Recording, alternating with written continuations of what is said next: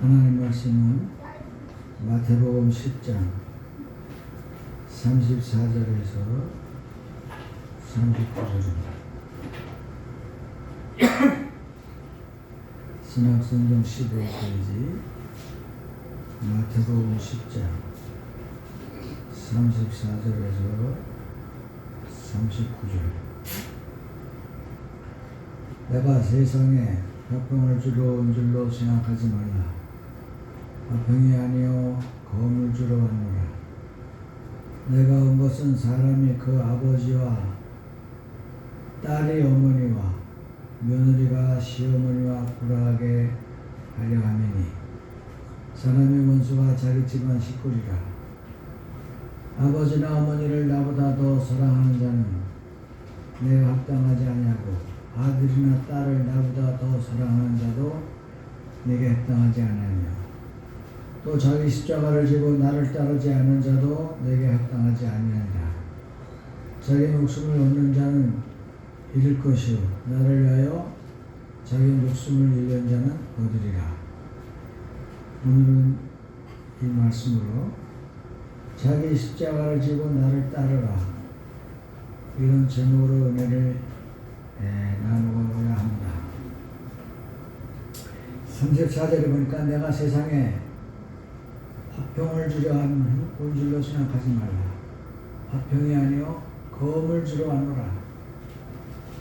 그리고 다른 번역본에는 불을 던지러 오셨다 이렇게 말씀하셨습니다. 이렇게 말씀하시는 이유는 무엇인가 하니 이 성경에는 두 가지 흐름이 있습니다. 첫째는 하나님의 축복이 흐르고 있고 두 번째는 마귀의 저주가 흐르고 있습니다. 그래서 하나님은 우리를 복주려 하시고 마귀는 우리를 상하고 찢기고 병들고 저주받고 죽음과 죄악과 그리고 멸망으로 이끄는 것이 마귀가 하는 일입니다. 그래서 이 세상은 두 가지 세력이 싸우는데 첫 번째는 하나님의 세력이요 두 번째는 공중 권세를 잡은 마귀의 세력입니다.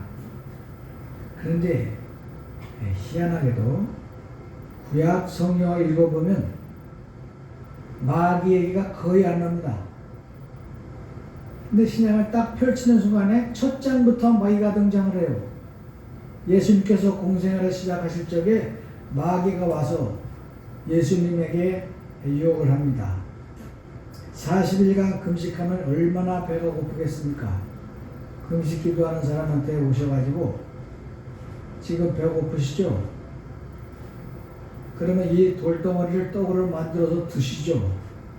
이렇게 유혹을 했습니다. 그때 예수께서 말씀하시기를 신명기 8장 3절에 사람이 떡으로만 살 것이 아니요 하나님의 말씀으로 살 것이다 그랬습니다. 그러니까 마귀의 유혹은 하나님의 말씀으로 물리친다는 것을 예수님이 가르쳐 주신 것입니다. 그래서 마귀가 또 유혹을 했습니다.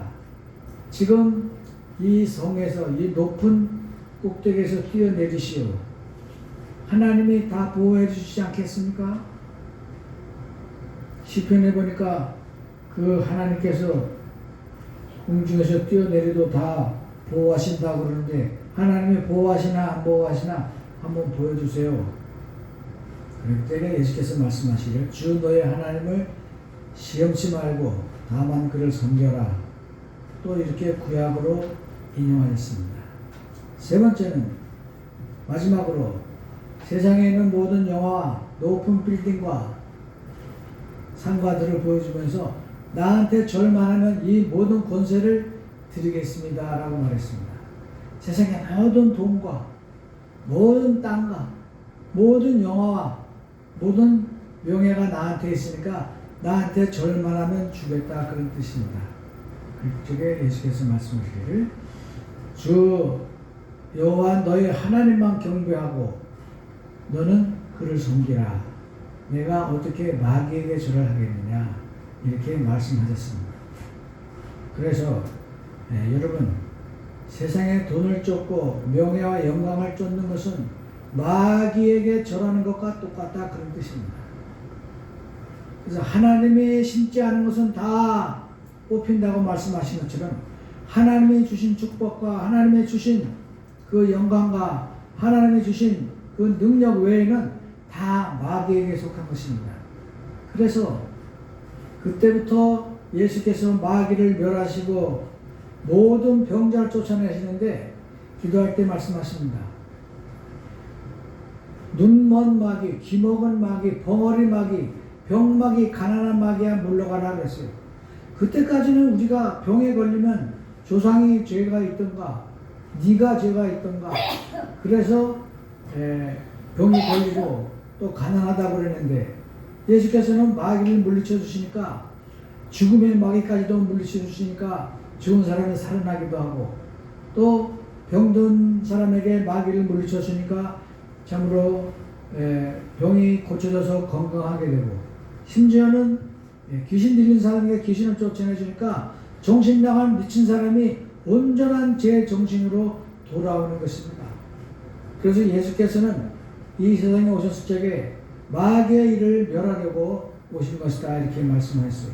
그래서 마귀가 이 세상에서 물러가면 우리는 여기서 천국처럼 살 수 있고 행복하게 살 수 있고 저 천국에서 느낄 수 있는 그 행복과 참으로 기쁨과 하나님의 빛을 이 세상에서 또 느낄 수 있다 이런 뜻입니다. 그러므로 예수님께서 오셔서 이 마귀와 싸웠으므로 우리도 마귀들과 싸워야 됩니다.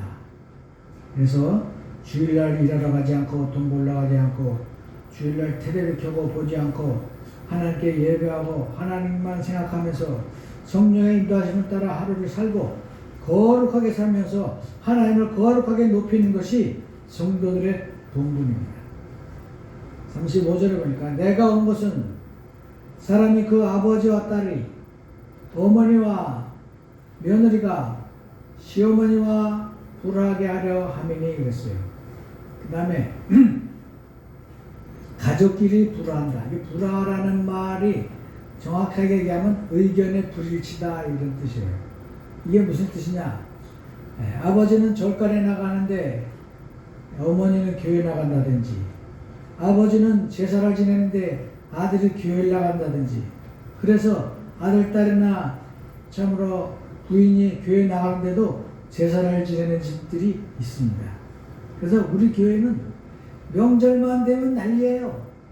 제사를 지내지 마세요. 제사 지내지 마세요. 교인들은 야 이거 어떡하나 제사를 안 지낼 수도 없고 내가 혼자 같으면 제사를 안 지내겠지만 뭐 시어머니, 시아버지, 시아주머니 큰 동서 다 층층 시아로 있는데 내가 무슨 수로 제사를 안 드리나. 그러니까 할 수 없이 제사상은 차려주고 자기들은 뒷자리에 앉아있어요. 난 절만 안 하면 되지 뭐. 그렇게 소극적으로 하는 거예요.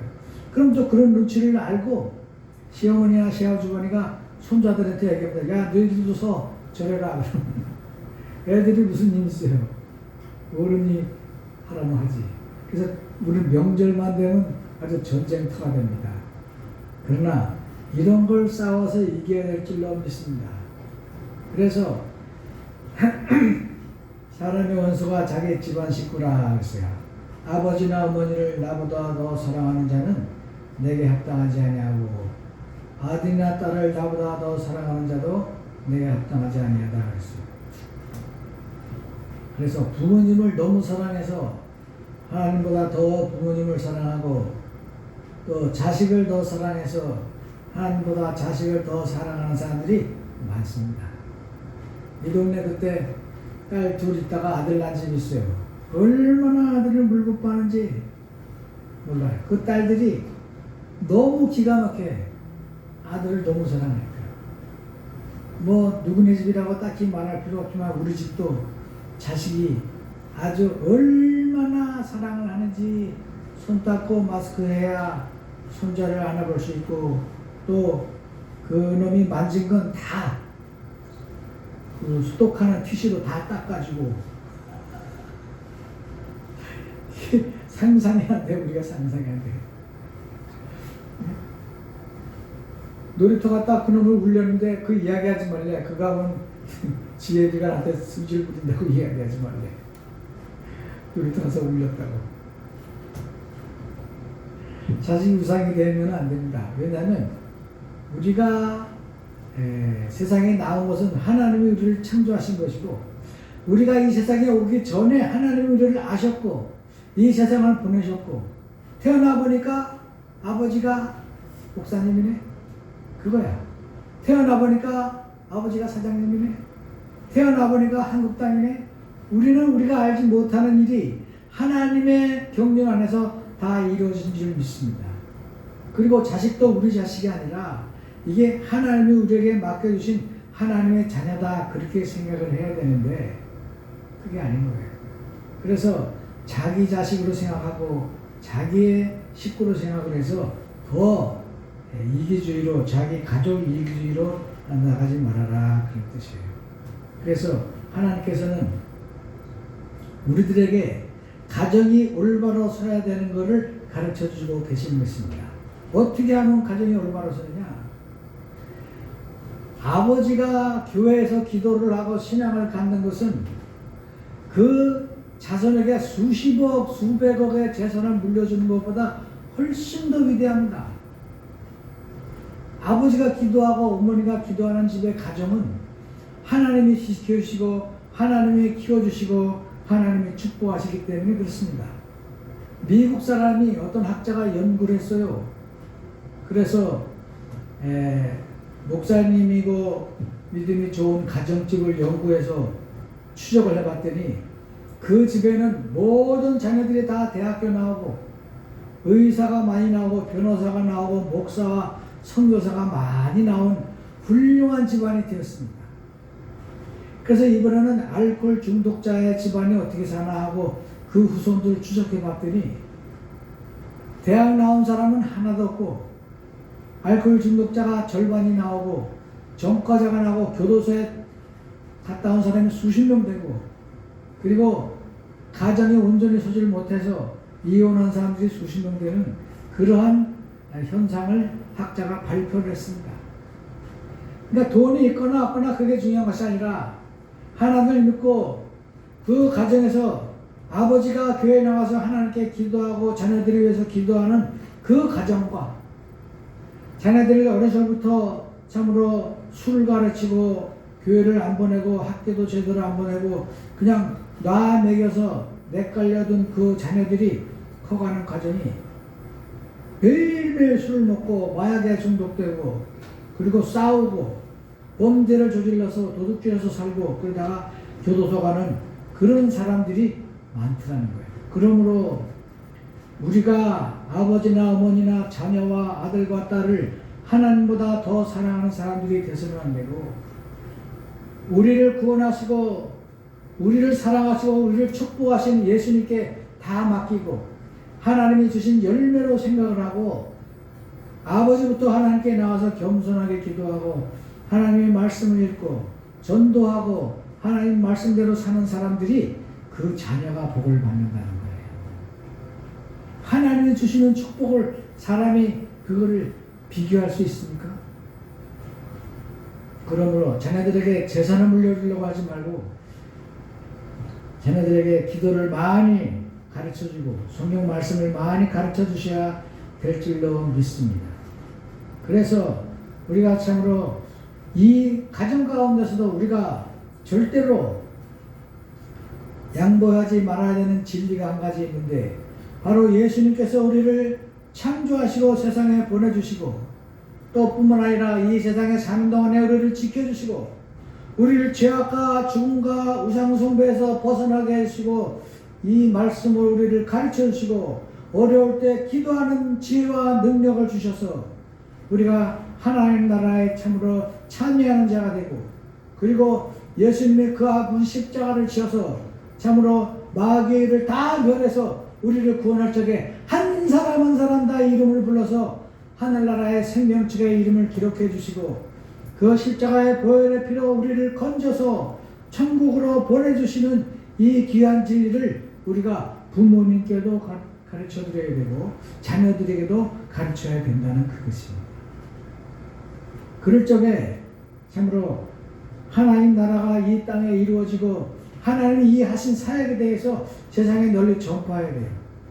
그러면 예를 들어서 우리가 그걸 하지 않는다면, 우리 가정에서 갈린다면, 아버지는 절간 나가고 어머니는 제사 드리고 아들은 교회 나가고 딸은 또 교회 나가서 가족이 갈라져서 천국에 갔을 적에 아버지가 안 보여.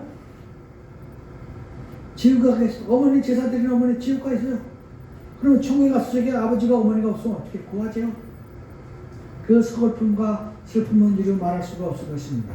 그러므로 우리는 이 예수님의 가르침과 예수님의 구원과 예수님의 진리에 대해서 부모님을 위해서 기도하고 자녀들을 위해서 기도하고 그 진리를 수호하도록 해야 되는 것입니다. 그리고 그렇게 열심히 기도하면 그 가정이 다 인도하고 구원을 받게 될 줄로 믿습니다. 그래서 하나님께서는 이 전쟁을 이미 예견하신 거예요. 내가 마귀를 멸하러 왔으므로 너희들도 마귀를 싸워 이겨라. 내가 십자가에서 다 마귀를 이겼으므로 너희들도 이겨라. 그 뜻입니다. 그래서 교회 나오려고 하면 박해가 핍박이 있고 손해가 있을지라도 결단코 포기하지 말고 의인들과 교인들이 받아야 되는 고난을 기꺼이 받고 순종하고 앞으로 나아가라는 것입니다.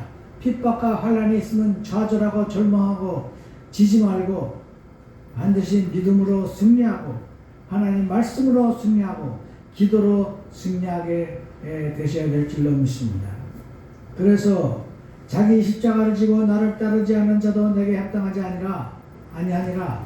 우리는 기도의 십자가요, 말씀의 십자가요, 전도의 십자가요, 참으로 용서의 십자가요, 이 십자가를 가지고 세상을 이기게 될 줄로 믿습니다. 우리가 믿는 사람들이 세상을 이기게 되는 것은 믿음으로 세상을 이기는데 그 믿음이 바로 예수 그리스도를 믿는 믿음이다. 그렇게 말씀을 하셨습니다. 그러므로 우리들이 참으로 하나님의 자녀로서 세상에서 살아야 될 목표와 그 과정이 확실한 거예요.